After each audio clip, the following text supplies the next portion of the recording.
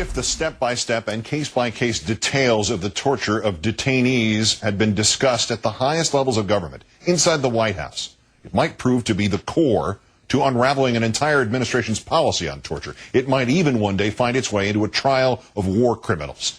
In our third story in the countdown, such meetings were regular occurrences in the Bush White House. The group called itself the National Security Principles Committee. It held dozens of top-secret decisions in the White House. This according to an ABC News investigation sourced with unnamed high-ranking officials. The principals included Vice President Dick Cheney, then National Security Advisor Condoleezza Rice, then Secretary of Defense Donald Rumsfeld, then Secretary of State Colin Powell, also the CIA director at the time, George Tenet, and then Attorney General John Ashcroft, who, according to a top official, said, quote, "Why are we talking about this in the White House? History will not judge this kindly." The principals signed off on exactly how the CIA would interrogate supposed top al-Qaeda suspects and approved of combined techniques, including but not limited to waterboarding, a choreography, if you will. Such meetings began in the spring of 2002, according to the ABC report, after the CIA had captured a top al-Qaeda operative, Abu Zubaydah, whom the CIA has since confirmed was one of the 3 al-Qaeda suspects who were indeed waterboarding. All the principals present approved at each discussion, reportedly, yet the CIA wanted the principals to sign off on each case each time, when then-Director George Tenet sometimes made elaborate presentations, and that was even after a so-called Golden Shield was issued. That was in an August 2002 memo from the Justice Department giving formal legal authority to government interrogators to use enhanced interrogation techniques. Let's turn now to George Washington University law professor Jonathan Turley. John, good evening. Hi, Keith. If true, if this is accurate or nearly accurate, what is the fullest interpretation, as you see it, of what went on in those meetings?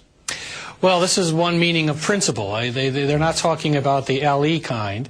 And what you have are a bunch of people talking about was something that is a crime. For those of us who look at the criminal code and see torture for what it is, this is like, a meeting of the Bada Bing Club. I mean, these people are sitting around regularly talking about something defined as a crime. And then you even have John Ashcroft standing up and saying, maybe we shouldn't be talking about this at the White House. Well, obviously that's quite disturbing. It shows that this was a program, not just some incident, not just someone going too far. It was a torture program implemented by the United States of America and approved at the very highest level. And it goes right to the president's desk. And it's notable that this group wanted to get lawyers to sign off on this, and they found those lawyers, and people like Jay Bybee and John Yoo, and those people were handsomely rewarded. In Bybee's case, he became a federal judge after signing off on a rather grotesque memo that said that they could do everything short of causing organ failure or death. The point that you made up mentioned there that Attorney General Ashcroft said, why do this in the White House? Why do it at such a high level? Between the location and the resumes, you said it goes to President Bush's desk here. Is it the smoking gun that President Bush authorized torture by the United States of America? We really don't have much of a question about the president's role here. He's never denied that he was fully informed of these measures. In fact, early on in his presidency, he seemed to brag that they were using harsh and tough methods. And I don't think there's any doubt that he was aware of this. The doubt is simply whether anybody cares enough to do anything about it. The meetings obviously were not conducted to serve the purposes of historians or those of us who analyze this situation. It looks like it was 100% CYA.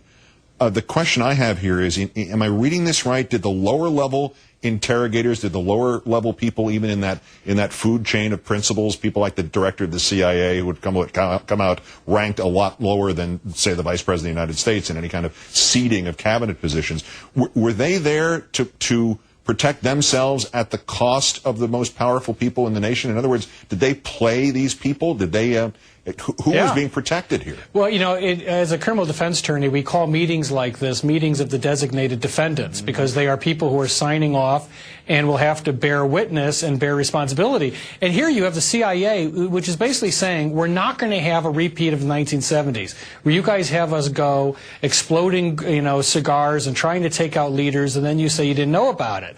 And so the CIA has learned a lot. And so these meetings certainly cover them in that respect, and they establish a rather clear record that this was a program that was done with intention, knowingly done, and repeatedly a subject for meetings at the White House itself. If there's a paper trail regarding this, John, is this a war crimes trial waiting to happen somewhere someday? Well, it's always been a war crimes trial ready to happen, but Congress is like a convention of Claude Rains actors. Everyone is saying we're shocked. There's torture happening or being discussed in the White House, but no one is doing anything about it. And so what we have is the need for someone to get off the theater and move to the actual in going and trying to investigate these crimes. Yeah, and all the attorneys talk about the movie characters. They're all Burt Lancaster, the Ernst Yanning character in Judgment at Nuremberg, all the people who authorized this. Jonathan Turley of George Washington University. I'll save you a seat down front if we ever have this trial. Thank you, John. Keith. Thank you.